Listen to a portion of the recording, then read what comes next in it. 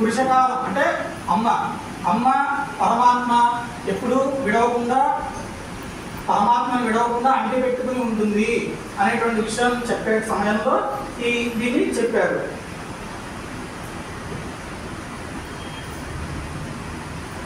ఏమని చెప్పారంటే ఆశ్రయకు కాలం పార్కవేండా ఎన్నిరదు.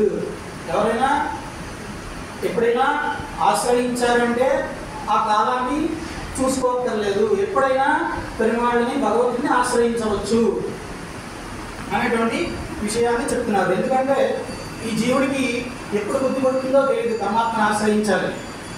ఆ బుద్ధి పుట్టిన వెంటనే ఆశ్రయించేదానికి అనుకూలంగా అమ్మ ఎప్పుడు పరమాత్మను అంట పెట్టుకుంటుంది. ఎందుకంటే ఈ జీవుడి యొక్క మనస్సు ఎలాంటిదిగా చంచలమి మనహ, ఎప్పుడు నిన్న చోట ఉండని మనస్సు కలిగిన వాడినయ్యా నేను అని విక్రమంగా ఆడవాళ్ళు